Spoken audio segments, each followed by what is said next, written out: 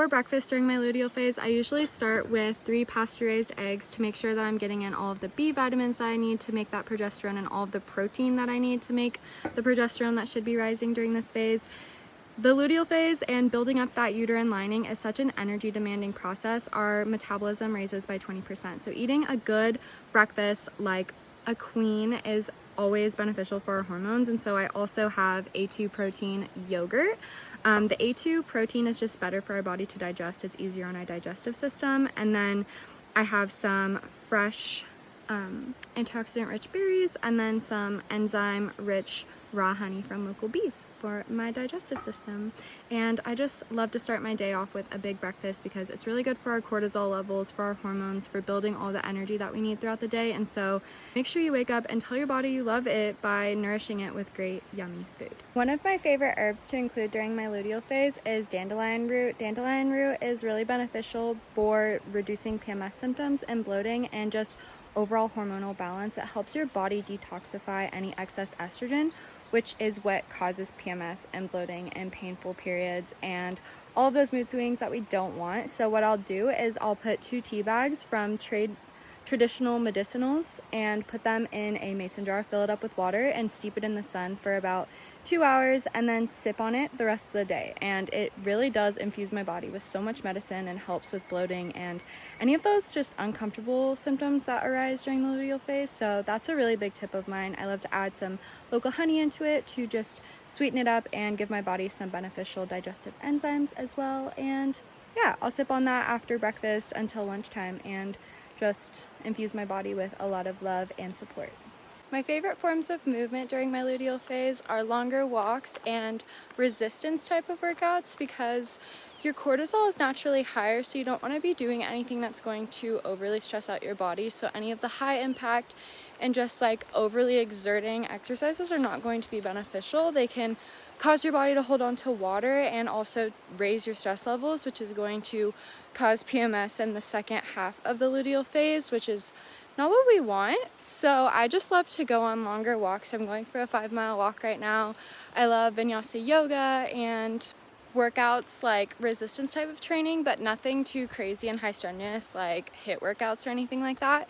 So yeah, I definitely really recommend just like slowing down during your luteal phase and doing like the longer endurance walks and just clearing your mind and lowering cortisol, because the cortisol, when it raises, can also make your body hold on to extra water weight, which will cause that bloating and like the uncomfortable full feeling that happens in our luteal phase and leading into our periods.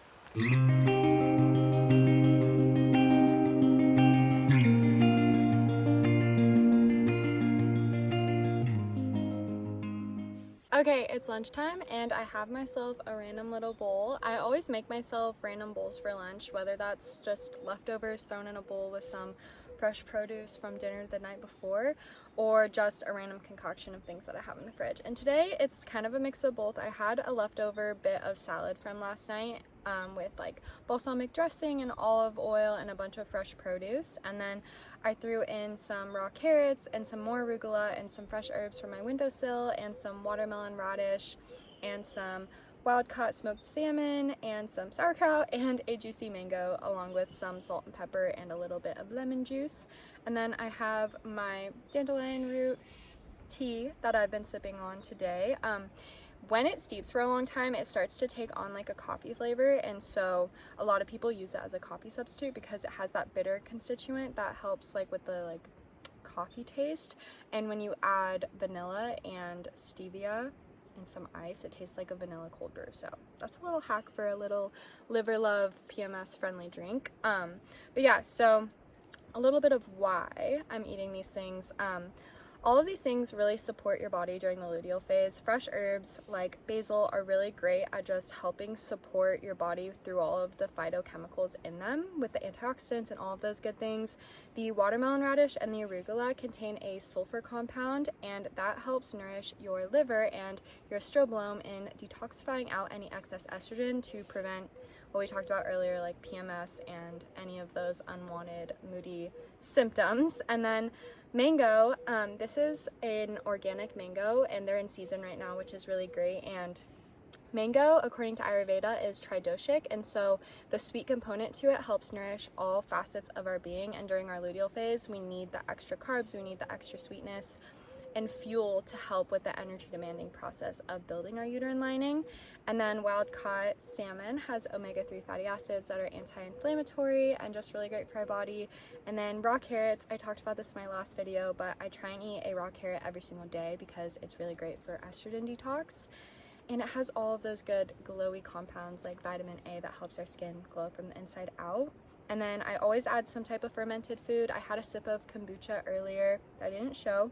And then I also had a little bit of raw milk that I didn't show. And now I'm having sauerkraut, which has good beneficial microbes to replenish our gut microbiome, which is responsible for so much of our health. So if you take one thing away from this video, let it be eat a colorful meal with fermented foods in it. So I'm just going to enjoy this. I'm sitting outside my garden, just kind of admiring all of the work I put in this weekend. I kind of killed my body shoveling like almost two tons, I think, of soil. I don't know how much it was, but it was a whole trailer full of soil, and I'm a little dead. But I have sprouts popping up now, and it's just so sweet to see. So I'm just chilling in my garden and enjoying some sunshine while I eat my nourishing little lunch. One of my favorite snacks recently has been dates with butter. It is so good. If you haven't tried it, I definitely recommend. I really love to dress mine up with some maca powder and some bee pollen for some extra hormone balancing effects. I also love to add some raw local honey to support my allergies in the springtime, and then I also paired this with some pumpkin seeds for some extra protein and vitamin and minerals, which are really important during our luteal phase and just during all phases. I'm a big proponent for snacking, especially when the snack contains a good source of carbohydrates and a good source of fats to help your body just maintain balance throughout the day. I love including dates and butter into my life. If you haven't tried them, I think it's really yummy. I also really like dates with tahini or dates with peanut butter. It's a really good way to get in some vital minerals from the dates because they have potassium and magnesium and iron and all of those great things to remineralize our bodies. And then when you add that butter, it helps your body absorb a lot of the vitamins from these dates. And then I also topped it with bee pollen and some raw local honey. The bee pollen has all of the essential amino acids that your body needs, and it also contains all of the essential minerals and vitamins that your body needs, which is really amazing. It is a true superfood, and when you get it local, it contains the local pollen from your environment, so it can help with allergies.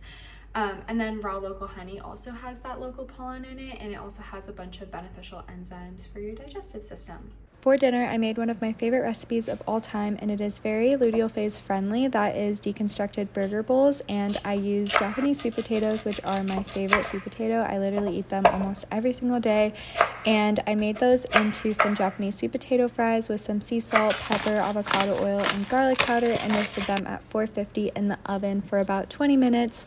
And while those cooked, I prepared the burgers, which is some local grass-fed ground beef with garlic powder, onion powder, sea salt, and pepper. And I seared those up while I chopped up the veggies. So I made some homemade pickles with some homemade lettuce and some Primal Kitchen ketchup and some homemade aioli sauce that I tried to make, and it didn't turn out very great, but you can definitely use some Primal Kitchen avocado oil mayonnaise with mustard instead of making this. Okay, so for dinner, I made these deconstructed burger bowls with some local grass-fed ground beef with some Japanese sweet potatoes, arguably the best kind. I eat them literally every single day. And then some homemade pickles and some romaine lettuce, some homemade ketchup, and I tried to make homemade like aioli, and it didn't turn out how I wanted it to, but it still tastes really good. It gives it like that mustardy, like mayonnaise-y flavor, so I made that. And the reason I love eating ground beef and sweet potatoes in my luteal phase is that they both contain a lot of different minerals that are really beneficial for our body. So grass-fed ground beef contains a lot of beneficial amino acids that basically act as the building blocks to produce progesterone, which is needing to be rising here. And then they also contain a lot of omega-3 fatty acids that help decrease inflammation in the body, and a bunch of iron to just prepare our bodies to be shedding and bleeding in the next phase so that we don't become anemic and iron deficient.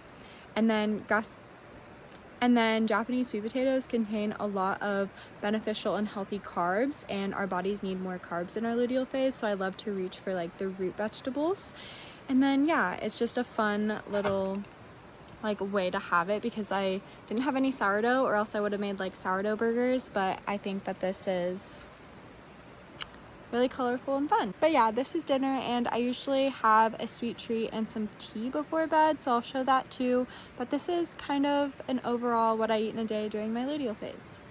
And so I ended the day the same way that I always do, which is with a sweet treat. Sometimes I have it before dinner, sometimes I have it after dinner, and this night I had some Hu chocolate-covered cashews, and I also had a chamomile lavender tea by Trade Medicinals while I read and journaled before ending the day. I hope that this video inspired you to tap into your cyclical nature and to nourish your body deeply no matter what phase you're in. The luteal phase can be pretty hard for everybody because this is the time when PMS arises. So if you're in your luteal phase, or if you're saving this for when you're in your luteal phase, I hope that you take care of yourself and that you know that these feelings will pass, and you could definitely nourish your body in ways that can make the PMS and the bloating and all of those uncomfortable feelings be a thing of the past. So if you like this video, I hope that you will come back next week. I will definitely be continuing on the cycle syncing series and also educating you guys on all the different herbs and ways to support your body nutritionally.